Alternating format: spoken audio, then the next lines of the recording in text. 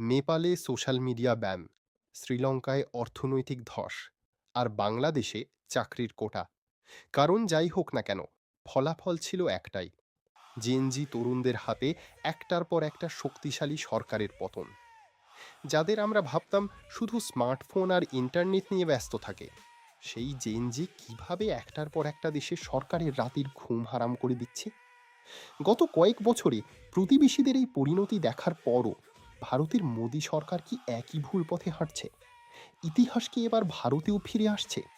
চলুন সহজ ভাষায় পুরো গল্পটা বুঝে নিই। একটু খেয়াল করলেই দেখবেন, দক্ষিণ এশিয়ার এই সরকারগুলোর পতনের পেছনে একদম একই প্যাটার্ন বা সূত্র কাজ করেছে। প্রথমত, তরুণদের বেকারত্ব আর ভবিষ্যৎ নিয়ে হতাশা। দ্বিতীয়ত, সরকারের কোনো একটা ভুল সিদ্ধান্ত। আর তৃতীয় এবং সবচেয়ে বড় ভুল, আন্দোলনকারী তরুণদের হেয় করা এবং পুলিশ দিয়ে তা দমন করার চেষ্টা। ঠিক এই জায়গাতেই সাধারণ ছাত্ররা ভয়ঙ্কর হয়ে ওঠে। যখন তাদের গায়ে হাত পড়ে, তখন তারা আর শুধু চাকরির কোটা বা পরীক্ষার রেজাল্ট নিয়ে বসে থাকে না। তাদের একমাত্র লক্ষ্য হয়ে দাঁড়ায় সরকারের পতন। ২০২২ সালে শ্রীলঙ্কায় চরম সংকটের সময় শুরু হয়েছিল সাধারণ মানুষের সংগ্রাম। সরকার যখন পুলিশ দিয়ে তা দমাতে চাইল, তখন তরুণরা সোজা প্রেসিডেন্টের বাসভবন দখল করে নিল। প্রেসিডেন্ট দেশ ছেড়ে পালাতে বাধ্য হলেন। ২০২৪ সালের আগস্টে বাংলাদেশেও ঠিক একই ঘটনা ঘটে।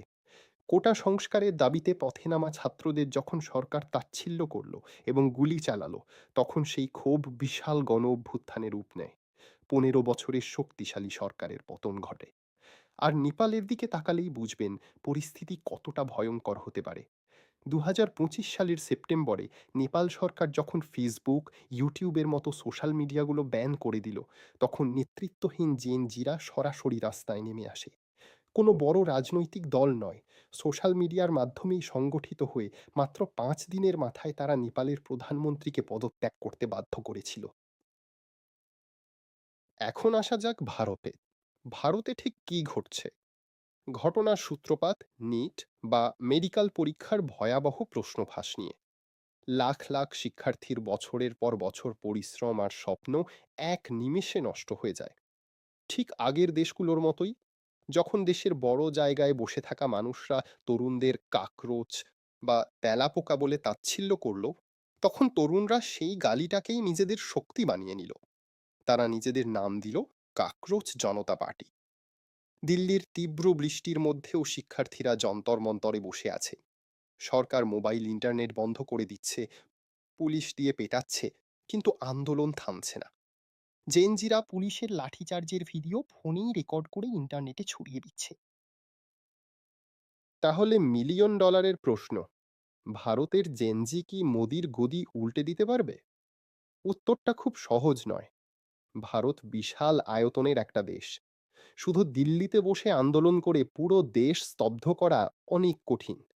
তাছাড়া মোদির দলের শেকড় অনেক গভীরে। তবে মনে রাখতে হবে, ২০২৪ সালের নির্বাচনের পর মোদির দল একচ্ছত্র ক্ষমতায় নেই। তারা এখন জোট সরকার চালাচ্ছে। সরকার এখনই ভেঙে না পড়লেও এই তরুণরা কিন্তু একটা বড় কাজ করে ফেলেছে। মোদি সরকারের যে একচ্ছত্র ক্ষমতার দাপট ছিল, জেনজি তরুণরা সেটাকে সরাসরি চ্যালেঞ্জের মুখে দাঁড় করিয়ে দিয়েছে।